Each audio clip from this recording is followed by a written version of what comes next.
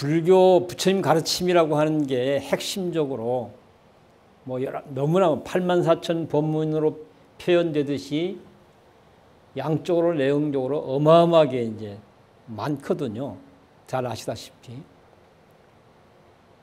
그런데 양쪽으로 내용적으로 많다고 해서 또 그것이 그렇게 복잡하고 어렵기만 한 것일까 하고 보면 또 그렇지 않아요. 이걸 압축해서 보면 매우 단순한 내용이기도 하고 또 실제 인간으로 살아가는 한은 누구에게나 답을 찾고 싶은 내용이기도 하고 또 답이 되는 내용이기도 하고 그렇거든요. 그래서 압축적으로 이제 우리가 찾고 싶은 내용이기도 답을 찾고 싶은 내용이기도 하고 우리가 찾고 싶은 답에 응답이 되는 내용이기도 하고 그렇게 뭔가 불교는 이런 거야 이렇게 얘기할 수는 그렇게 생각할 수 있도록 한다고 한다면 어떤 내용일까 하고 이제 생각하면서 들어왔어요. 우리는 살다 보면 늘 그런 물음에 부닥치죠. 세상이 왜 이래? 인생이 뭐야? 사는 게 뭐야? 어떻게 살아야 돼? 이런 질문에 늘 부닥치잖아요. 그것을 또 다른 말로 나는 누구인가? 이런 질문으로 표현되기도 하고 사실 이 물음에 대한 답이에요. 불교는. 인생이 뭐야? 어떻게 살아야 돼? 이 두 가지 물음에 대한. 그러면 그 두 가지 물음에 대해서 뭐라고 설명하고 있는가? 펼쳐서 얘기하자면 한없이 많고요. 그냥 압축하면 한마디로 요약될 수 있는 게 대표적인 개념을 찾아보면 나는 어떤 존재인가? 인생이란 도대체 어떻게 된 물건인가? 이런 물음에 대해서 부처님은 뭐라고 답하고 있는가? 잘 몰랐을 땐 죄 많은 업보 중생이라고 생각했는데 제대로 알고 보니까 본인 삶을 본인 마음껏 멋있게 창조해 갈 수 있는 본래 부처라 이렇게 얘기합니다. 내 삶을 내 마음껏 창조해 갈 수 있는 본래 부처다 이런 얘기. 이게 전부예요. 이 얘기 많이 했었잖아요. 그렇죠?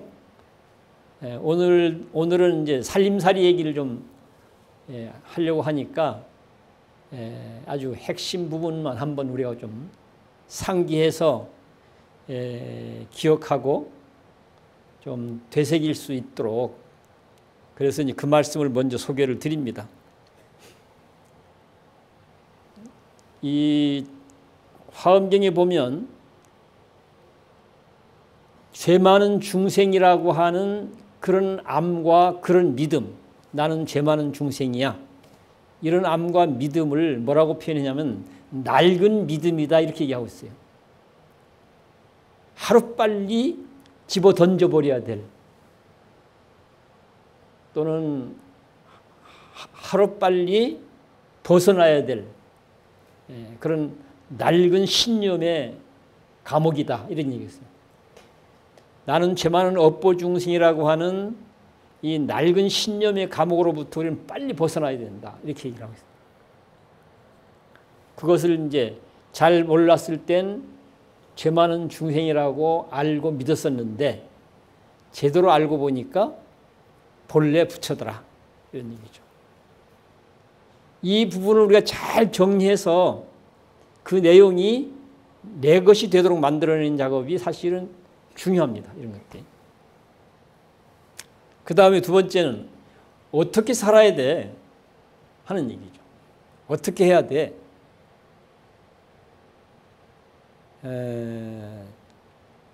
거기에 대한 부처님의 답은 중도적으로 살아야 돼 이렇게 얘기하고 있어요. 중도적으로 해야 돼.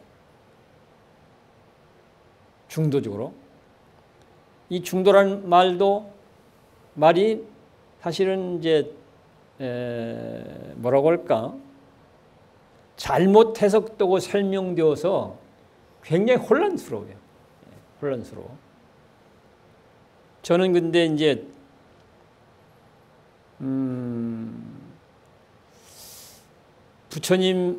부처님이 하신 말씀 중에서 제가 가장 이제 붙잡고 내 화두처럼 붙잡고 다니고 있는 게 있어요. 늘 말씀드렸던 내용인데요.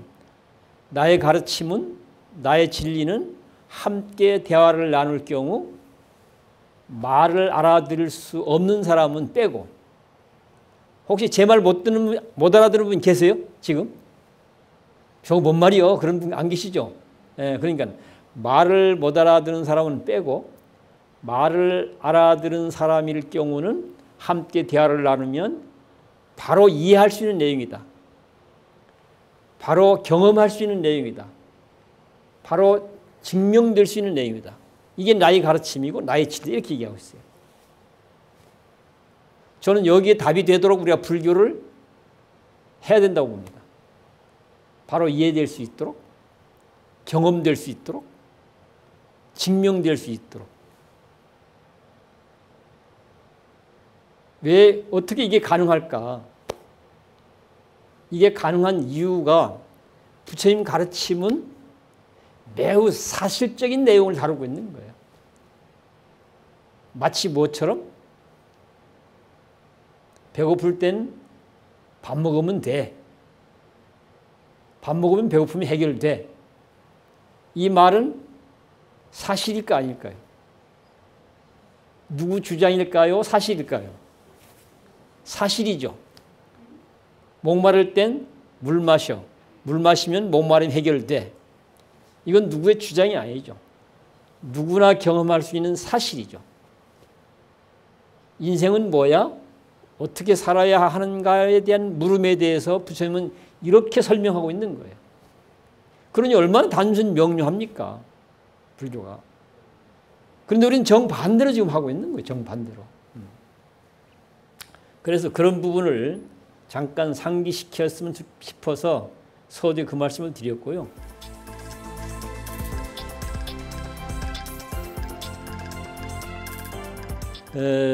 지금 우리 이제 금산사를 중심으로 한 17교구 불교, 17지옥의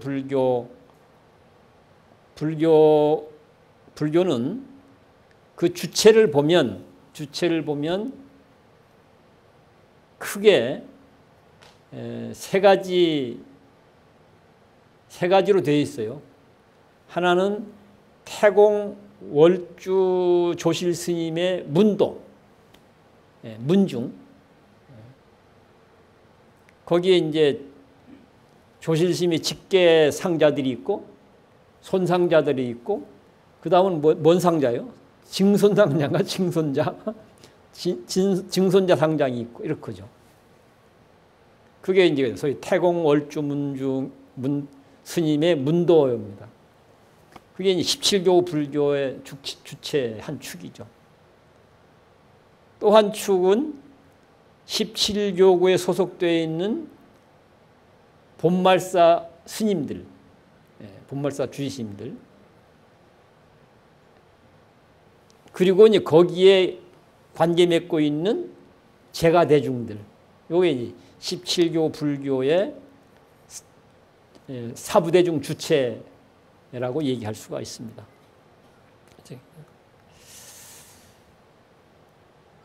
그러니까 태공 월주 조실 스님께서 제 기억으로는 27살 때, 28, 27 그때예요.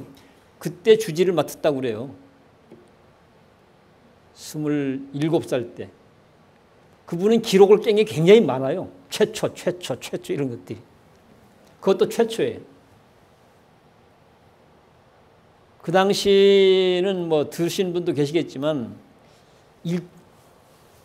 일본화되어진 불교, 일제화되어진 불교를 어쨌든 이제 청산하고 한국 전통 불교를 바르게 세우겠다라고 해서 이제 정화 운동이라고 하는 종단적으로 합니다. 정화 운동을. 막말로 얘기하면 대처와 비구들의 싸움 뭐 이렇게 얘기하는 거죠. 대처와 비구들의 절뺏기 싸움이었다 이렇게 표현하기도 합니다. 막말로는. 근데 어쨌든 일제화되어진 불교를 우리 전통 불교로 다시 회복해내자라고 하는 이제 운동을 정화운동이라고 했고, 정화운동이 한참 진행되는 상황에서 거의 끝자락이죠. 끝자락에 금산사 주지를 그 조실스님이 맡고 금산사에서 한국 비구승 전통 불교를 회복해내는 소임을 보게 돼요.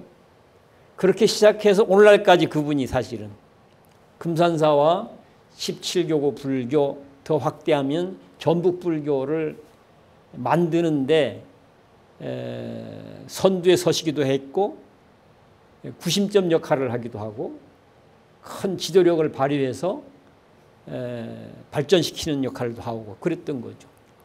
그분이 아니면 어떻게 보면 17교구 불교는 오늘의 불교는 있을 수 없다 이렇게 얘기해도 과언이 아니죠. 그런데 이제 지역에서는 그렇고요. 근데 그분이 또 종단적으로는 어쨌든 종단적으로도 여시건 뭐 같은 맥락에서 청정 비구승 종단을 만들겠다고 해서 대대적으로 이제 그런 곳곳에서 충돌이 벌어지기도 하고 곳곳에서 혼란을 겪게 되기도 하고 그렇습니다. 근데 이분은 늘 종단의 바람직한 변화와 발전을 위해서는 종단 정치와 행정이 잘 이루어져야 된다고 생각하는 분이에요. 늘 그런 건 종단 정치와 행정을 중심으로 한국 불교의 미래를 모색해왔던 분이다 이렇게 얘기할 수 있습니다.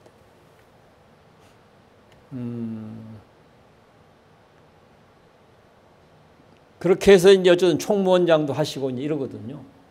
뭐 얘기가 장황해지니까. 그래서 그분은 늘 지방에 계시면서도 종계종단 중앙 정치와 행정에 대해서 늘 관심을 많이 갖고 있어요. 그걸 잘해야 된다는 생각을 갖고 있어요. 지방에 계시면서도. 그래서 기회만 되면 총무원장이 되어서 한번 일을 제대로 해보겠다라고 하는 늘 그런 원을 갖고 계셨어요.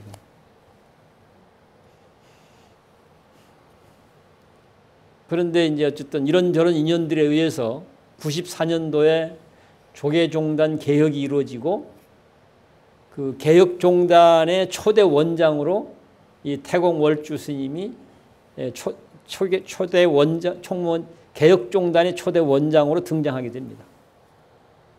아마 종단 개혁, 94년도 종단 개혁이 안 이루어졌으면 그분이 총무원장 되기는 어려웠을 거예요.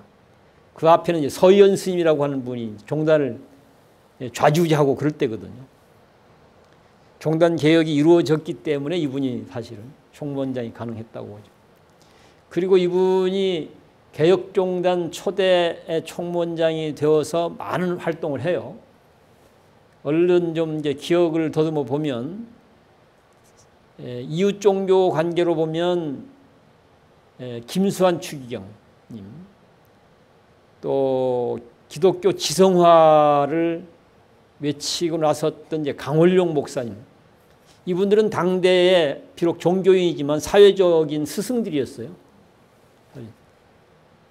연배는 이제 태국 월주 스님보다 더 높죠, 그분들이. 그런데 이분은 그래도 이제 조계종단을 대표하는 분인 거잖아요. 연배 나이는 좀 어리지만 조계종단을 대표하는 분으로서 이제 그분들 세 분이서 사실은 그 시대에 굉장한 역할을 했습니다. 국가적으로, 사회적으로. 근데 이분이 총무원장을 하시면서 강력하게 주장하고 제안했던 게 있어요. 그것을 뭐라고 표현하냐면 깨달음의 사회화라고 표현합니다. 깨달음의 사회화 운동을 해야 된다. 한국 불교가 이걸 강력히 주장하고 제안을 했었어요. 아마 그 주장과 제안이 종단적으로 받아들여져서 깨달음의 사회와 활동을 하는 종단이 되었으면 그때가 이제 94년 그 무렵이니까요. 아마 그런 활동이 전개되었으면 오늘날 한국 불교는 완전히 새로운 불교로, 대단히 희망적인 불교로 아마 내용도 만들어지고 양쪽으로도 그렇게 성장해 갈 수 있었을 것이라고 이제 생각을 합니다. 그런데 아쉽게도 주장과 제안을 못 넘어섰어요. 주장과 제안만 이제 이루어진 거죠. 그래서 많은 뜻 있는 분들이 대단히 안타까워해요. 그 깨달음의 사회야, 깨달음을 사회적으로 실천한다 이 말이거든요. 깨달음의 사회화라는 말은. 깨달음이라는 말은 부처님의 가르침을 사회화한다 이런 얘기가 되는 거예요. 그러니까 깨달음을 사회적으로 실천하는 이런 활동이 적극적으로 전개되었으면 오늘 한국 불교는 21세기의 최고의 종교로 아마 국민적인 신뢰를 받도록 되지 않았을까 하는 이제 그런 사실은 기대를 갖게 했던 거죠. 그런데 실제는 제안과 주장과 제안을 못 넘어서고 말았다. 그런 아쉬움들이 있어요. 그런 거는. 근데 그 문화생들, 저 같은 경우는 그 문화생이잖아요. 그 문화생들 중에서는 다 그렇다고는 할 수는 없다 하더라도 그 부분을 중요하게 생각하고 이 부분을 문화생들이라도 이걸 좀 잘 해야 된다. 이런 마음을 가진 사람이 있어요. 그런 가진 사람들. 그래서 이제 조실 스님이 돌아가신 이후에 그 문중 식구들이 모여서 뭐 이런저런 얘기들을 나눴고 그 속에서 조실 스님이 주장하고 제안했던 깨달음의 사회와 깨달음을 사회적으로 실천하는 그런 불교는 그 후손들이 잘 계승했으면 좋겠다. 그래서 이제 금산사는 그동안 해왔던 불교를 잘 관리하고 발전시켜야 되기 때문에 그런 새로운 뭔가를 모색하기가 쉽지가 않아요.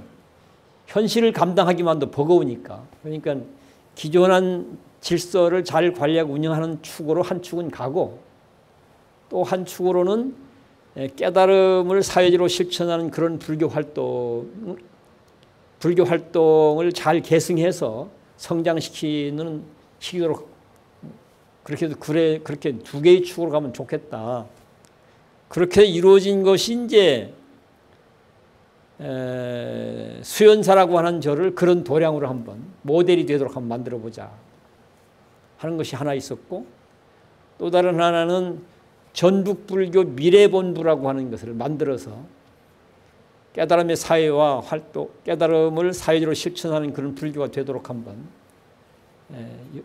17교고 불교만이라도 깨달음을 사회적으로 실천하는 그런 불교가 될 수 있도록 그런 불교로 발전해 갈 수 있도록 좀 해보자. 이렇게 해서 이제 전북불교 미래본부라고 하는 게 만들어집니다.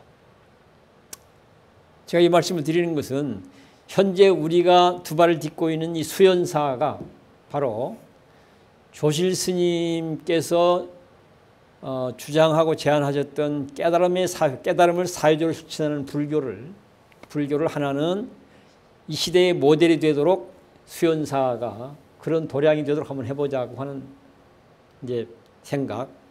또 하나는 17교구 불교가 그런 불교를 좀 선도해가는 그런 역할을 하는 17교구 불교가 되도록 좀 하면 좋겠다. 이렇게 해서 이제 거기에 관심을 가졌던 저한테 이걸 맡긴 거예요. 수연사하고 미래본부하고. 그런데 뭐 제 역량도 그렇고 우리 17교구 여러 가지 조건도 그렇고 우리 역량이 그런 염원은 있었지만 현실적으로는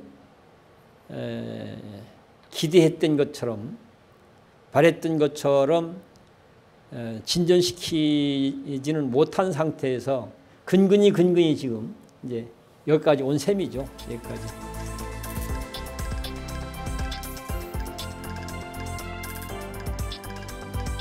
그러면 깨달음을 사회적으로 실천한다는 불교는 어떤 모양일까? 이 부분을 참고적으로 생각할 수 있는 한 얘기를 한 사례를 말씀을 드릴까 싶습니다. 오래전 얘기예요. 신라시대 한반도 우리 민족이 낳은 위대한 인물들, 세계적인 인물, 신라시대 인물 누가 떠오릅니까? 신라시대 인물은 원효, 의상 대표적인 인물이에요. 신라시대. 그 다음으로 내려오게 되면 이제 장보고 같은 사람들이죠. 장보고. 해상왕이라고 그러죠. 해상왕, 장보고는.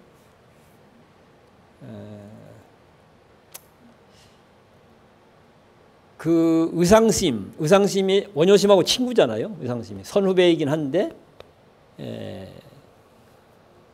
의상심은 유학파고 원효심은 국내파고. 근데 이게 유학파와 국내파가 사이가 아주 좋아요. 사이가 좋고 이 유학파가 국내파인 원효를 굉장히 신뢰하고 아끼고 존경하고 그렇습니다. 그래서 이런 것들이. 근데 의상 스님은 제도권에서 대단히 잘 이제 역할을 잘 하신 분이고 원효 스님은 제도권을 넘나들면서 역할을 크게 했던 분이고 그렇습니다. 의상심 말씀으로 이제 전해져 오고 있는 내용인데요. 이런 얘기입니다. 당시에 신라라고 하는 국가가 뭔가 이게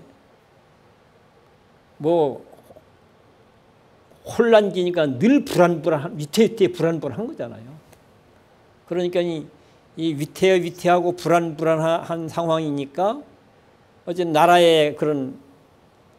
나라와 백성의 그런 안전을 위해서 주로 뭘 많이 했냐면 성 쌓는 일을 많이 해요. 성 쌓는 일을 많이 하다 보니까 결국은 백성이 다 동원돼서 가서 다 따게 되잖아요. 백성들로부터 많은 원성이 생기는 거예요. 나라에 대한. 임금에 대한 원성, 나라에 대한 원성이. 그때 의상스님이 발언을 해요. 뭔 발언을 하는가? 의상스님이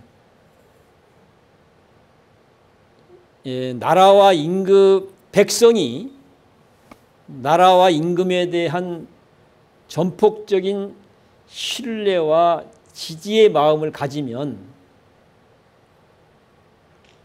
그냥 바닥에다가 금만 그어놔도 알아듣도 잘 지킨다. 금만 그어놔도. 근데 임금과 나라에 대한 신뢰와 백성들이 임금과 나라에 대한 신뢰와 지지의 마음이 없으면 아무리 성을 쌓아놔도 아무리 성을 높게 쌓는다 하더라도 나라가 안전할 수가 없다. 백성들이 원성이 그냥 부글부글 난리가 나니까.